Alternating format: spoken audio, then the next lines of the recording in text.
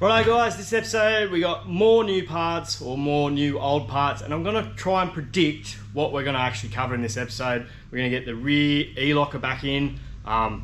Pray to God that that's going to happen. I have the disc brake front end out of a 60 series.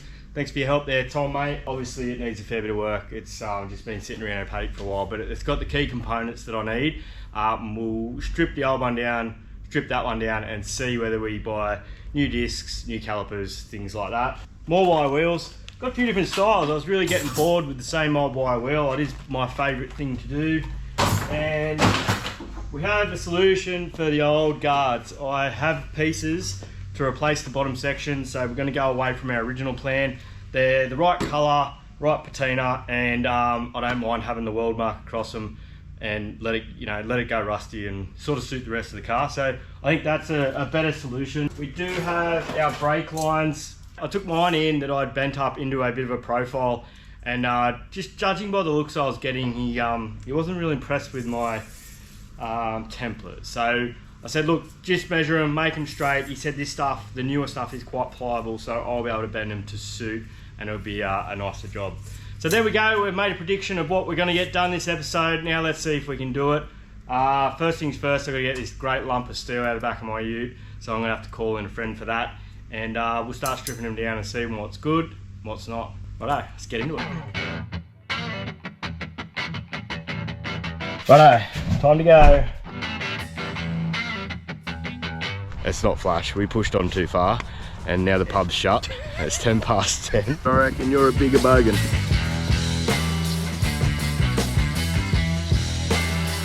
It's about at this point you really question your life choices. It's most definitely going to catch on fire.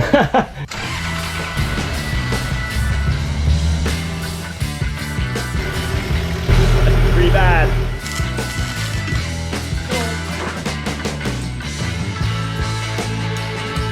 Right, if all else fails. Yeah, that's right. Don't tell people that we know how to do it when we don't know what we're doing.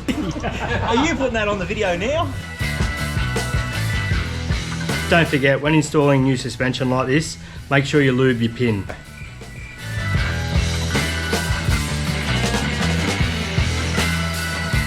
It actually sounded like I knew what I was talking about for once. It's rare.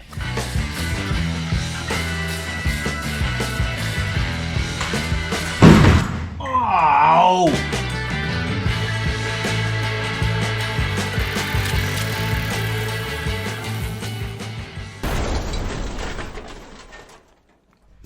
Righto, I started stripping the passenger side, stripping that wheel, hub, assembly. What am I talking about? Righto, so we started stripping out the passenger side.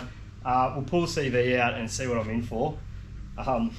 Yeah, everything doesn't look too bad yet. I don't really know what is usable or not. Basically, if it's not broken, I'm going to re-grease it and put it back in. But we'll have a look and see how she looks.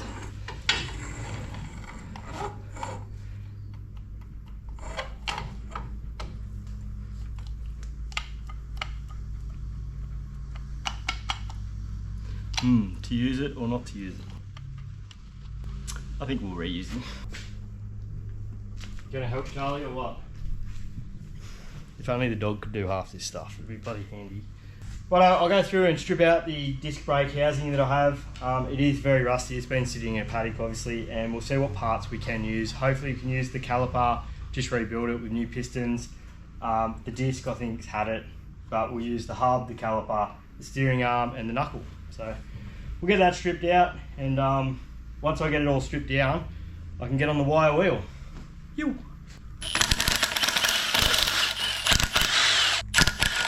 Well, that's what happens when you don't have the right tools for the job. That has been butchered.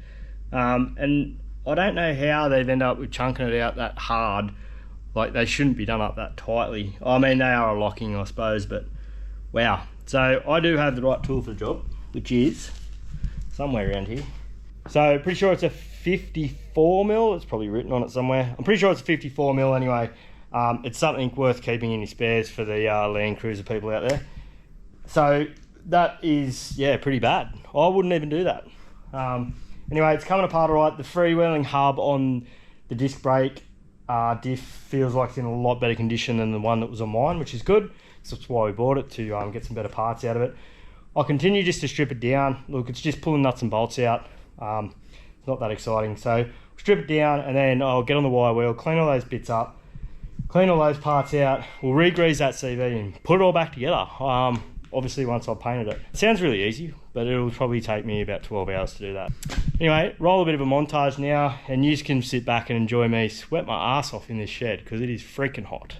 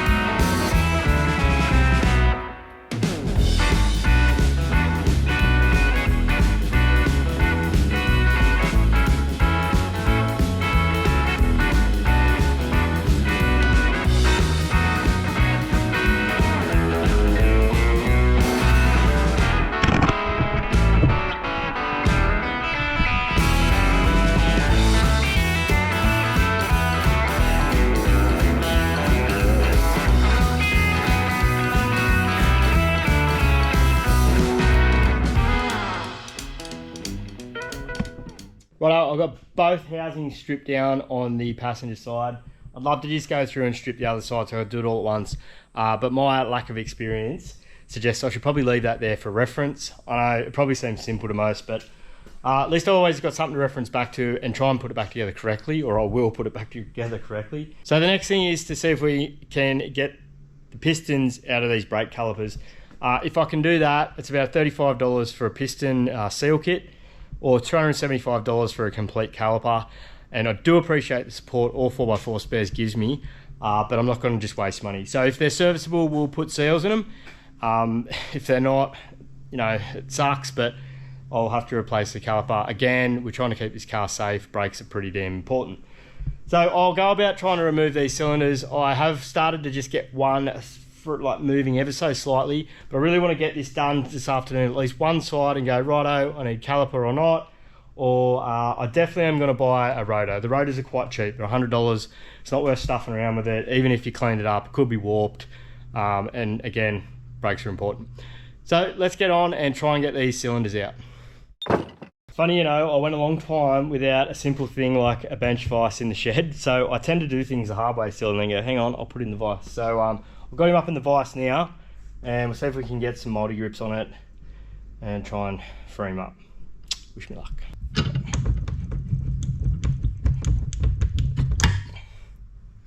All right, it actually looks really good straight up. Yeah, very promising indeed.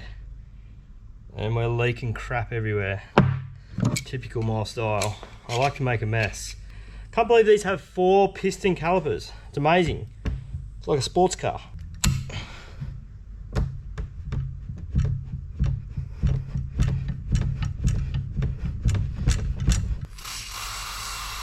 Hot tip, when one tool isn't enough, use 2. This is generally why all my tools are buggered, but it works. I'm definitely not slipping the multi-tool on the what is it called? What is it? It's on the cylinder. That's what it is.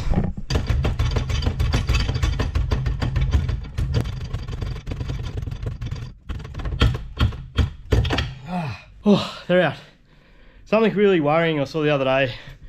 YouTube is going to really crack down on any swearing in people's content, which is really going to be a problem for me, because, or anyone that does this car stuff or any DIY channels, it's a real part of it, because some of this stuff you do is quite painful. So I'm really gonna have to watch what I say, and yeah, it's a bit sad. Like, geez, we're all adults, aren't we? Anyway, that was not easy, but I got it. Little wins along the way make it all worth it.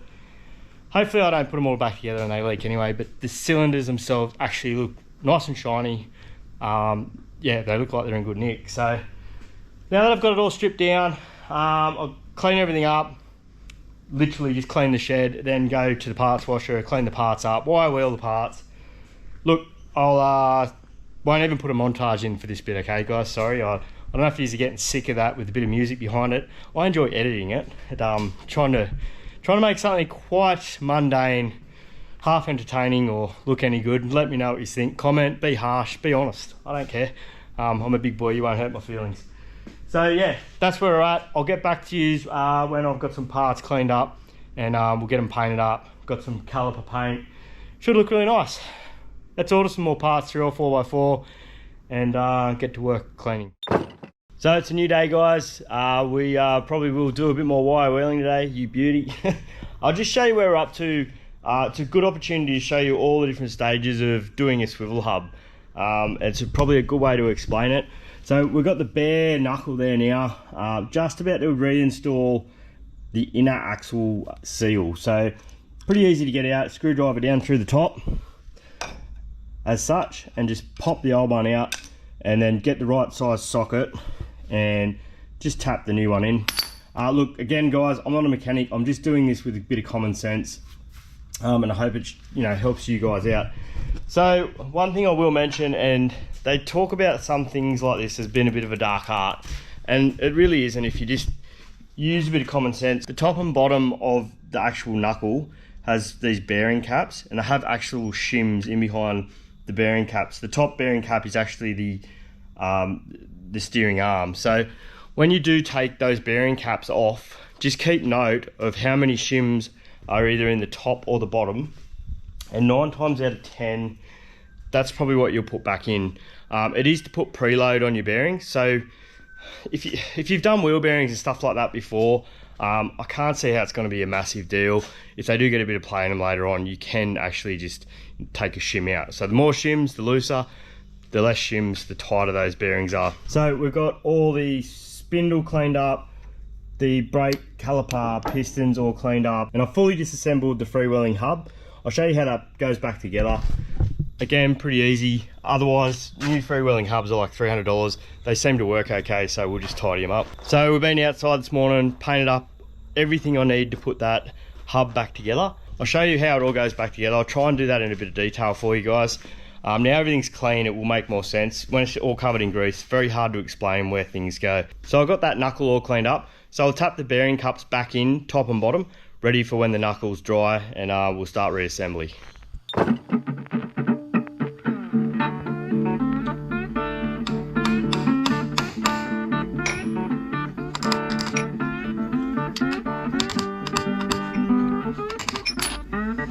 Beautiful. Right.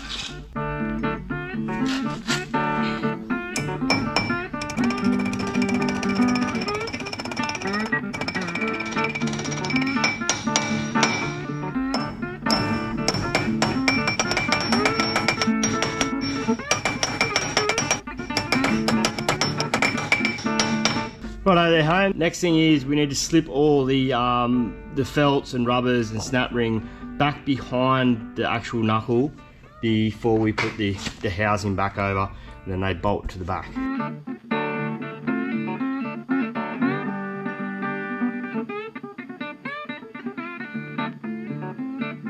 And then you split steel ring. Bending back together. Good practice to put the split at the top, or so I've heard. We're both learning together. So this is the new knuckle off the 60 series with the tabs on it for the caliper. So the old one come off with 3 shims on the knuckle. So I'm going to give it a go. I know I'm going on to a different knuckle, so it is going to be a little bit of trial and error. But we'll put the steering arm back on with those 3 shims, so when we roll it on, it can hang off that top bearing while you slip the bottom one in.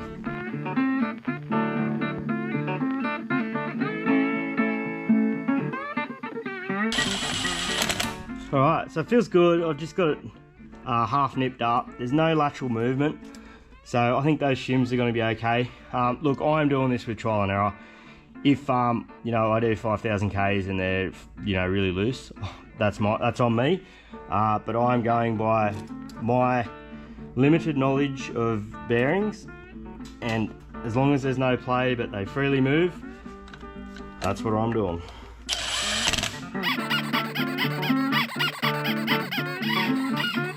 Okay, I'm going to go ahead and put all the felts and split ring on the back of the knuckle. and we're probably going to leave it there. So we'll come back to this when I get the rotors. I've ordered the rotors, did a massive order through all 4x4 spares last night. So I'll clean up the CV ready. I've got to get the proper Burfield joint grease, so your lithium based grease for those. And we'll come back to this once I get the rest of the parts, but that's good. We've got one side cleaned up. It's really quite a simple process to put it back together from here. I'll get the other side fully stripped and cleaned today.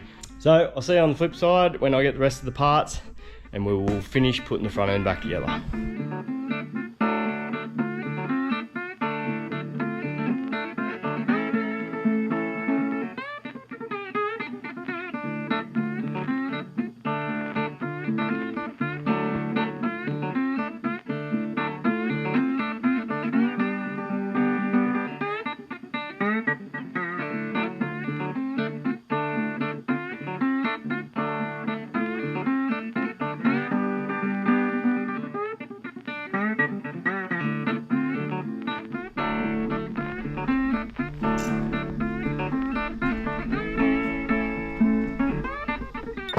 So we're going to assemble the freewheeling hubs.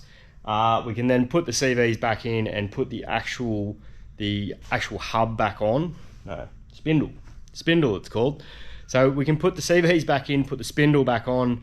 It really doesn't matter what order we're doing it in, but and then once we do that, that's as far as we can go until the discs go on. So let's assemble these freewheeling hubs.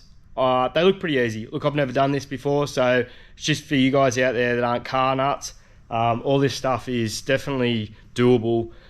Yes, I have definitely used YouTube and Google to research some of these things as I go, just to make sure. But yeah, it's not too bad. Let's get into it, get these hubs back together.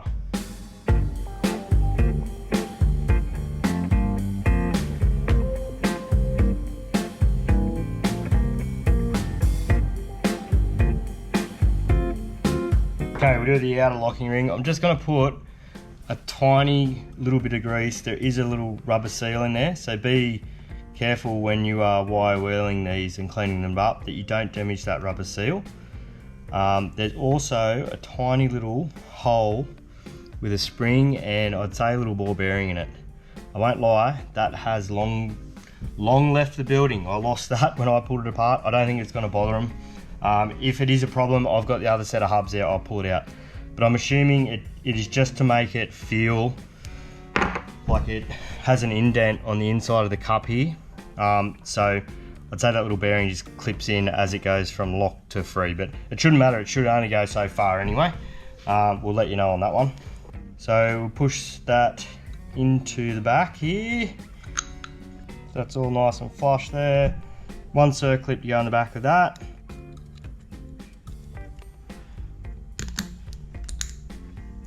That went straight in with my fingers, so that is a good sign. That goes from free round to lock, and it can't go any further. So that little ball bearing and spring that's left the building when I pulled it apart isn't a big deal at all. It's just to make that click noise. I can live without that. Inside the other half, when you pull it apart, there is a large washer inside. So just be careful that doesn't also leave the building with that little spring. So that part goes in there. The locking ring goes down on top of that washer, like so. So it will sit a socket up inside it to hold that up in place, like that. So that gives you enough room to get that circlip on. Good thing to have is a decent set of circlip pliers. That should just snap on there. Like so. Alright, so that's back together. Now just to put the spring mechanism back together. And it did seem to come apart pretty easily, so I'm going to assume it'll go back together pretty easily. So it's just a matter of fiddling around with it. You've got to have it locked in the freewheeling position, so you're not trying to get over the spline on the locking ring that goes onto the axle. So with that right against the outside of the mechanism, that's in free. And you want to make sure the outer indicator is in free as well. So it's just a matter of mucking around with it, getting everything lined up. I love putting a new bolt into a project where you've just spent so much time you know, trying to revamp something that was just sitting in a paddock for the last probably God knows how many years. and I think that's a good look. Look, they won't stay shiny forever, but I put so much time and effort into it now. We really need new bolts.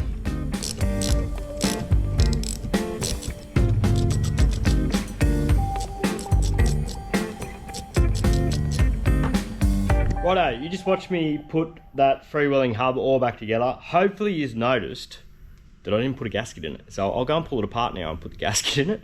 Don't do that. Definitely put the gasket in it. You don't want to go to all that work and then let water just come hammering in there. So that's a little bit to do with trying to make a YouTube channel and a little bit to do with me just feeling my way through things. Anyway, I'll put it back together properly now. So we've got everything back together in the right spot on the back here. It's a little bit of trial and error. You'll get it to sort of slip in.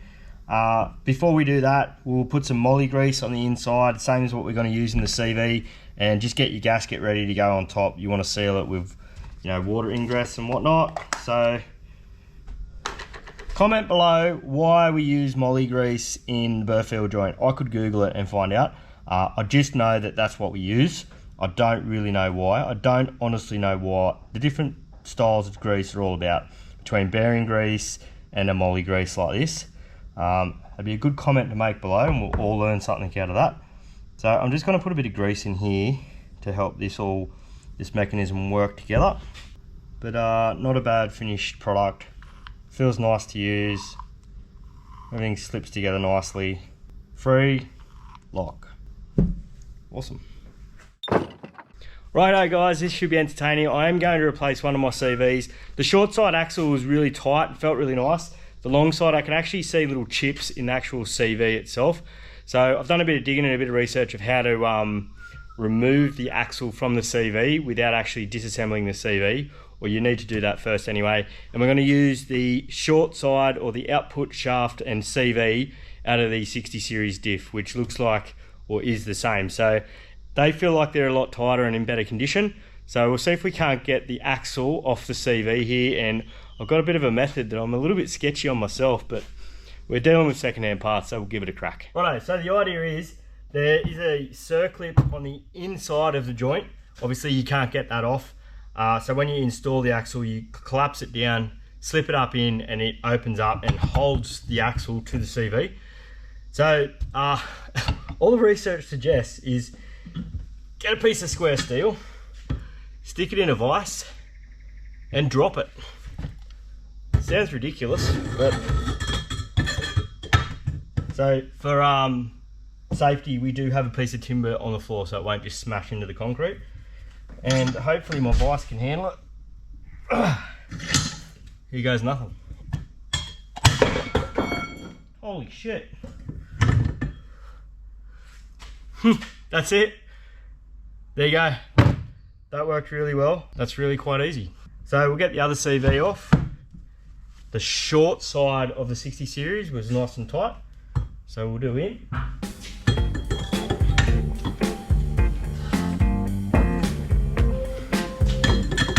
See if it will work the second time.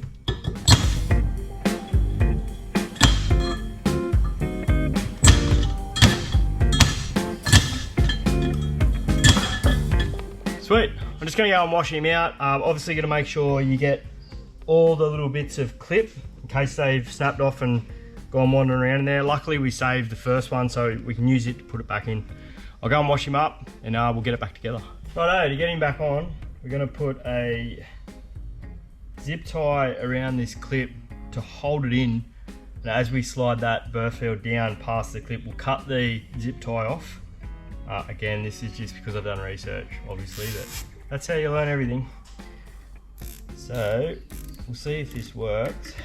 So I will be honest, now I know how easy the CV is to get off the end of the axle, and the CVs aren't silly expensive. I hope I don't regret this. Look, I don't think I will. The amount of power the old girl puts out, and I am pretty mechanically sympathetic as to how I drive. I do plan on using it, but I'm not going to beat on it real hard. So look, I think these will be fine. If not, I'll learn the hard way. And the whole point of this is to learn. So let's have a go and see if that works. Nothing's ever easy. Why Where are you going? Righto, we got him. So we'll try and cut that zip tie off now before it gets too far gone. Sweet.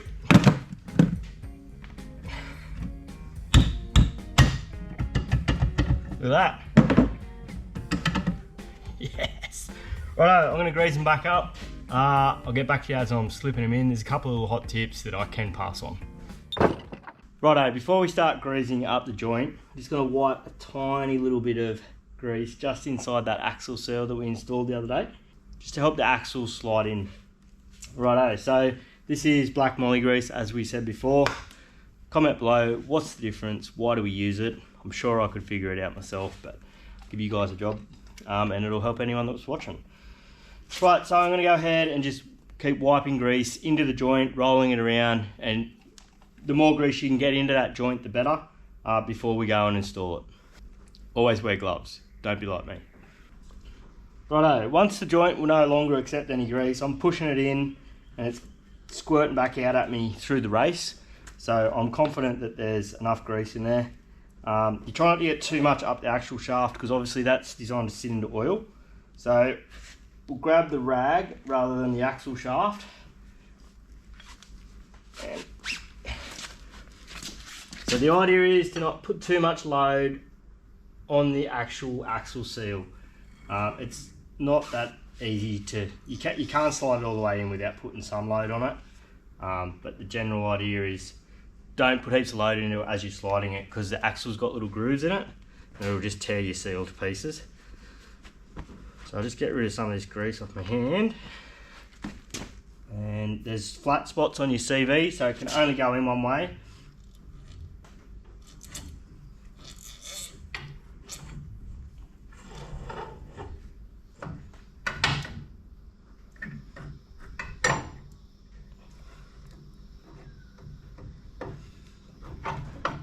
There you go, went straight in. I thought I'd just, usually it's a bit of a trick to get the splines to line up on your diff, but I can see the end of the diff housing turning, so we're home.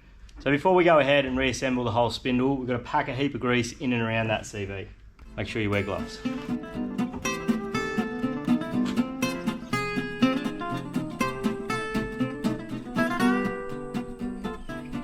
Right, you can get special bolts for this without heads on them. Couple of drill bits is what I'm using.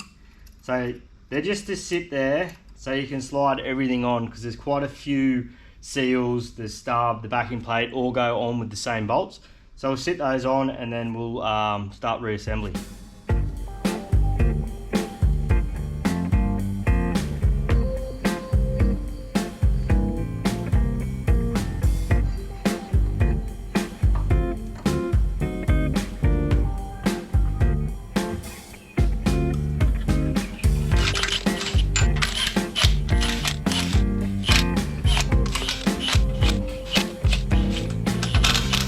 Okay, things that are pretty important like this, you don't want a massive failure because you didn't do something up properly. I am using a torque wrench. I used a torque wrench on the preload of the bearings as well. They were about the 95 Newton meters. These bolts here on the hub are 50 Newton meters, so we'll go around. Don't go all the way with the first bolt you come across, obviously work around until they all nip up nice and evenly together. 50 Newton meters is around the figure I found online. So. But do your own research. I'm not a mechanic. I'm just a guy fumbling my way through it, don't forget.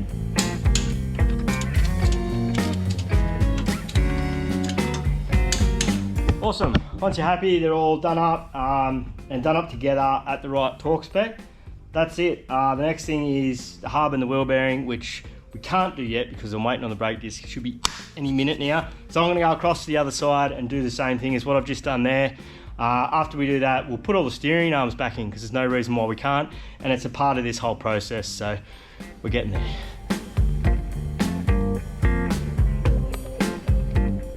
Righto, going to install the track rod, and the bolt on the end of the tie rod arm is way too small for the hole in the steering arm.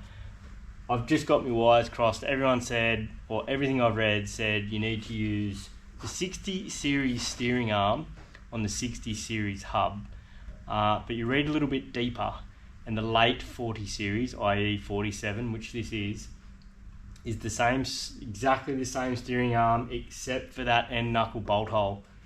The actual bearing cap or bearing tensioner bolts line up. So I've wire wheeled and cleaned up the wrong one and installed the wrong one. Disappointing is the word. Well, I won't put you through that. Look, it's not the end of the world. I should be able to just pop that straight off, install a new one without pulling the whole show apart. It just sucks. So anyway, next time I see you, that'll be done, and we'll have some brake discs. That's why you drink. Big box of goodies got delivered this afternoon from All 4x4 Spares. I really appreciate their help with this project. Without them, this probably wouldn't be possible for me. These guys are so quick. When you order something, it really turns up that fast. So we've got new rotors, brake pads, gear stick boot, a washer bottle pump, so many little weird things that I've been putting off buying for a while. Obviously we needed the rotors to keep the project moving along. I did forget to buy wheel bearings. What a clown. I thought I had them already. They're coming tomorrow. So once we get the wheel bearings, we can put the hubs on the rotors, put the whole front end back together, and mate, it's starting to look like something. I'm stoked how the front end come up after, you know, what you guys saw with the 60 series front end I got. Really do look like a fossil. It had been sitting around in the paddock for quite a while. So along with those few other things, I did get a water pump and a alternator belt. Just whilst it's pulled apart, let's do a few more little things to the motor. Look, it seems it's reliable at the moment. I just didn't want to go crazy spending heaps of money on it, but let's put a new water pump in it. Also got a thermostat. Let's get the thermostat working properly, because it does pay to have a properly working thermostat. So yeah, I got my original steering arms back on after I wire wheeled and painted those as well. What a bastard. I really love the you know, knee bone connected to the leg bone, connected to the whole simple setup of the old FJ or HJ47, I should say. It works like a treat and it looks mint.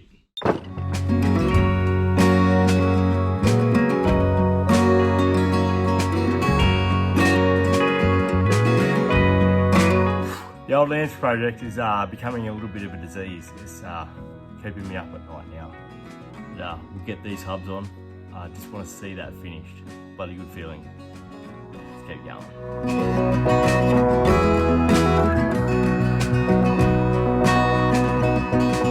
Righto guys, we're going to leave it there, but before we do, let's rewind right back to the start and have a look at a few of those predictions I made about what I was going to achieve in this episode. We're going to get the rear E-locker back in. I have the disc brake front end out of a 60 series. We have a solution for the old guards. We do have our brake lines. I got these bent up. So as usual, I really didn't quite nail everything, but we really did go into depth about doing a disc brake conversion on a HJ47. Not only that, just generally doing a full front housing in most common solid axle four-wheel drive. So I learned a lot. I hope you guys learn a lot too. As always, thanks for watching. Don't forget, you only live once. Get out there and enjoy it. See you next time.